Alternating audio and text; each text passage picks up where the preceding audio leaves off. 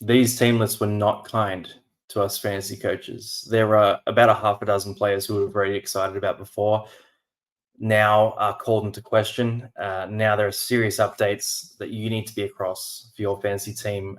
Look, I'm just going to run through these team lists, but a few things have really changed this week. There are some selections that if they hold up for round one, we could be stuffed.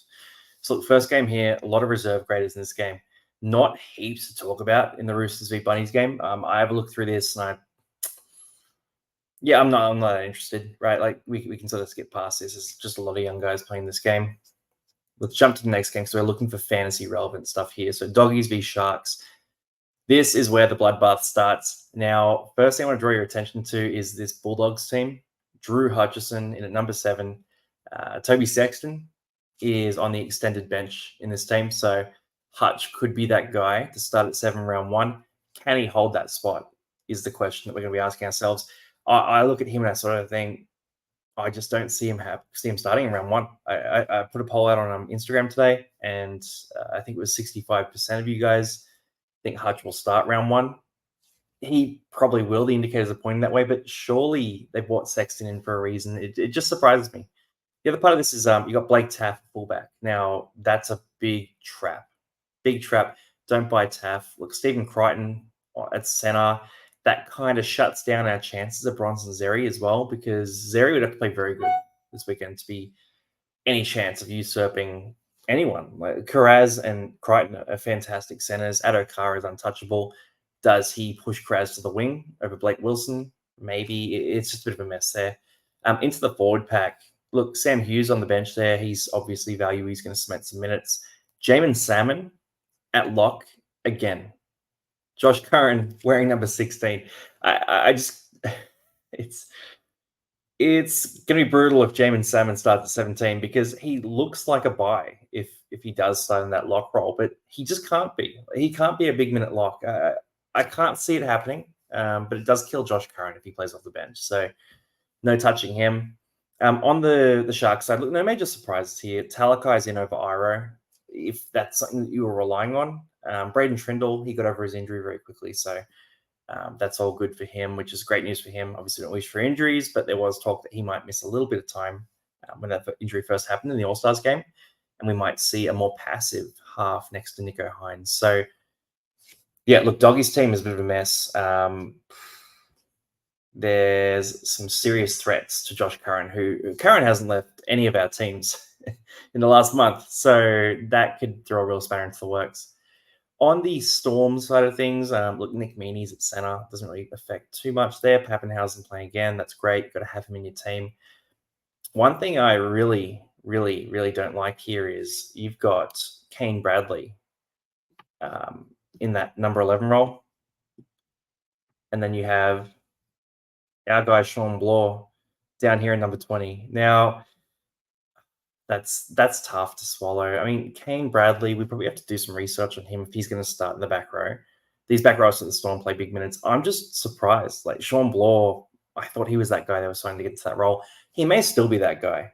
We may still just be seeing sort of trial mix-arounds, but that has me very nervous for Sean Bloor. And if you're playing in a draft league, it makes him a riskier proposition. On the Knights side of things, look, Armstrong was fantastic in that trial last week on the wing. Scored a couple of tries. He was really good in that game.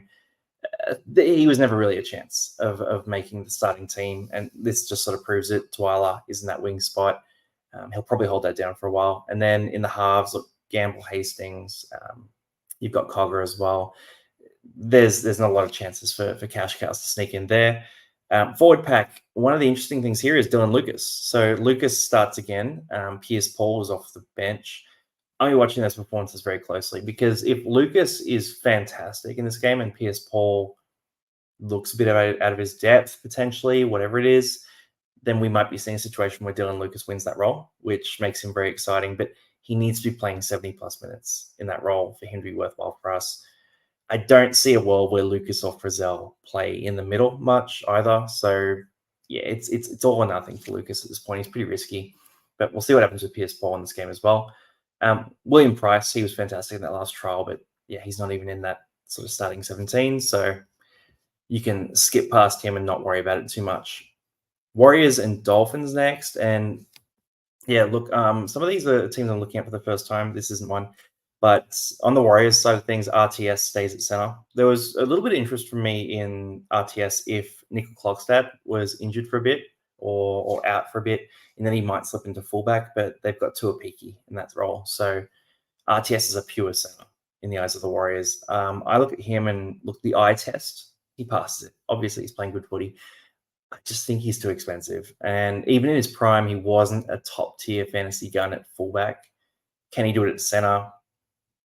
I don't really see it. I think he'll make a lot of great plays. He's just a good footy player, but to average high in the centers, you've got to do so much right. Like we look at guys who have done it. So your Dan Gagai, who was just a monster last year. I guess that's probably the model of how RTS would do it.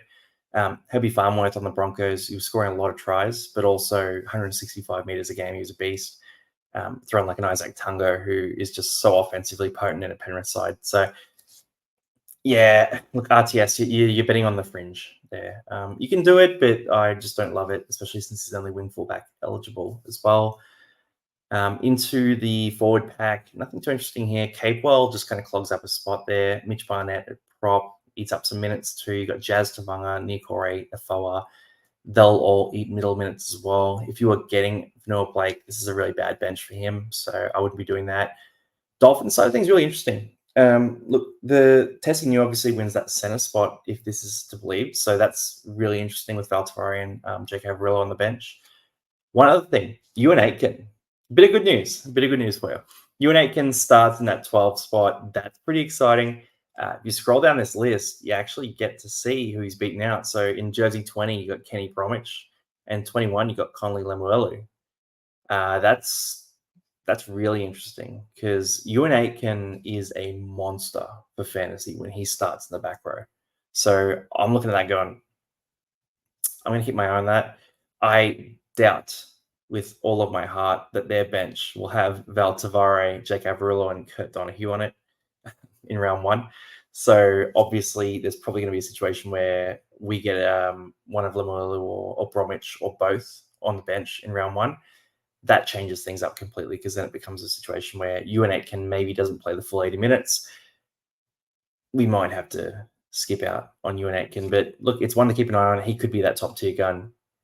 That's pretty exciting for us fantasy coaches. So let's see how he goes in the trial game this weekend. Next game here we got Manly and the Broncos, and look, Manly they won that game against Souths like 75-0. So they've named a team here that isn't really anything like their first grade side. Brad Parker in the back row is kind of interesting. Let's see what happens with him. He could be one of those guys that at some point, I mean, he's going against Schuster and Ben Trbojevic, who are both pretty injury prone. So maybe Brad Parker sneaks in at some point. Not round one, I don't think. So we can skip on him. Broncos side of things, look, it's a Resi side as well. I'm keen to see Blake Moser play. I'm keen to see Ben Takura play. There's a few other guys here that are pretty exciting too, but they're two of the highlight guys that I'm looking out for in this game. Let's keep rolling down. And then we got the Dragons and the Tigers. So Dragons, Tigers, look, this could be a bit of a spoon battle this year. I hope it's not. I'd love to see these teams sort of get better because, yeah, they've been down there for a while now. But, yeah, look, in terms of the Dragons, nothing too crazy in the back line. Jack Bird's still at center. One of the really interesting things here is that we've got Tom Eisenhuth in the back row spot.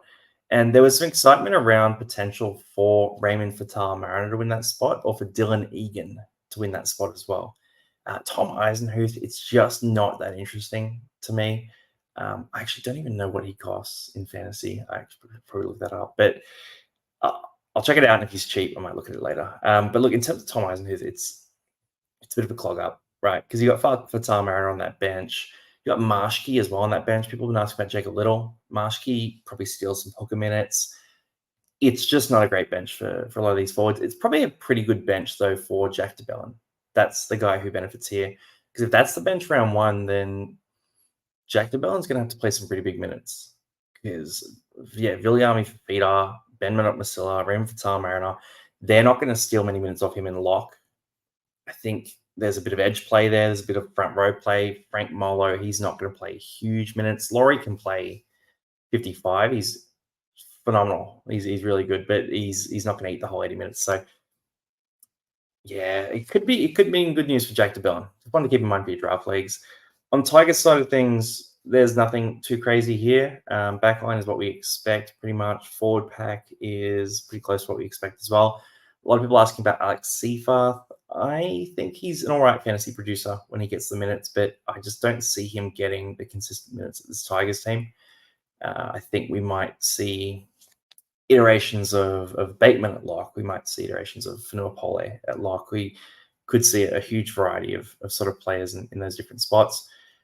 Galvin is there in number 14 over a few of the other options they have in Simpkins and some other guys as well.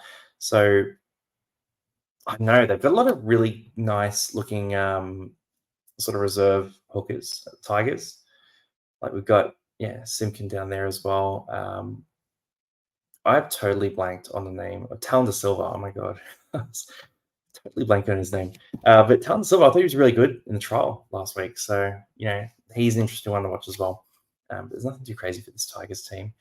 Next one here we got is the Raiders and the Cowboys, and the Raiders were really good last week. They dusted up Parramatta, which is really sad for me. But they had a great game, and then the Cowboys were valiant with a reserve grade side against the full strength Broncos. So I'm sort of feeling like, just based on that game last week, that they have a pretty good culture going right now and they've had a good preseason. Wouldn't be surprised if the Cowboys come and just dust up the Raiders here. I think just based on last week, they've got some pretty high standards. And this Raiders side is very inexperienced. It's Albert Hopewadi at fullback. Look, KO Weeks and Ethan Strange, let's watch them again. Not inspiring fantasy performances last week. Ethan Strange is more exciting to me than KO Weeks, but it's not a particularly exciting duo in terms of fantasy production. The other thing I'm not loving here as well is you got Morgan Smithies at lock, and you've got Elliot Whitehead at number 12. Now, Zach Hosking down in jersey 22. I was kind of hoping, just for fantasy's sake, that Zach Hosking would get a starting spot at Canberra. He is a fantasy monster when he starts, and he would have been a massive pod. He still could potentially take that spot, but I was kind of hoping that Whitehead would go to lock and that would make space for Hosking. Hasn't happened that way. Nick Kotrick also sitting out on the bench. A lot of people have him, but he could easily step in over Savage or Asamoah. So I was forgetting the pronunciation there. James Schiller as well. He looks like he might steal a spot, but he's not a great fantasy guy either. On the Cowboys side of things, Zach Laybutt's around. People have been asking about him. The price is a little bit awkward. Val Holmes is not the worst gun if you wanted to start with a gun at center. I don't mind that much. Tom Dearden has a little bit of points in him. I know I'm doing a full fantasy review. In terms of team lists, Lukey gets into that starting spot next to Jeremiah Nanai. Cotter is back to lock where he belongs as well. I look at this and I think, I could potentially start with Robson, Lukey, and Cotter, and I wouldn't feel too bad about it. So that's really intriguing to me. Look, Lukey needs to win that spot over Luciano Leilua, who he's out.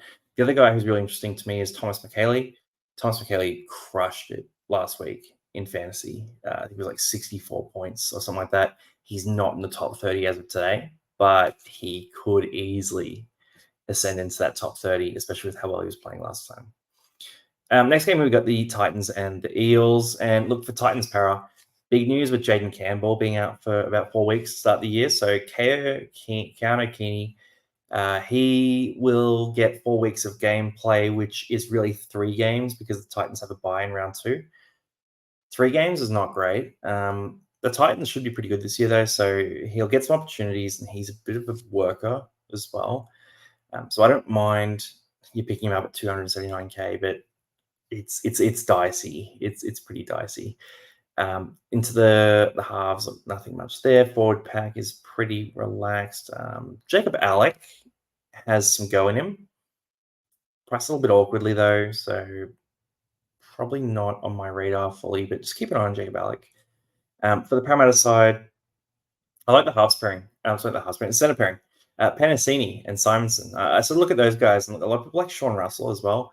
But I look at those guys and I think, Panasini, Simonson. Panasini's 21 years old. He could make that leap this year. Simonson, he averaged 39 when he played at center. He averaged 34 overall last year. So I look at that and I go, yeah, cool. He'll be on that edge with Sean Lane and Dylan Brown, who were out a lot last year as well. So he stands to benefit and be that 40-plus average at a lower price. In terms of the forward pack, carrying 2 hookers for this game. Lussick gets a start. Hands comes off the bench. We'll see what happens here. I look at it and sort of go, oh, was Brad Arthur lying to us about a minute hooker? We'll find out round 1. there's really no worries there. Look, you just pick the one who's named to start. If they're going to be aiming at a hooker, if they're not, then it becomes a bit more of a choice.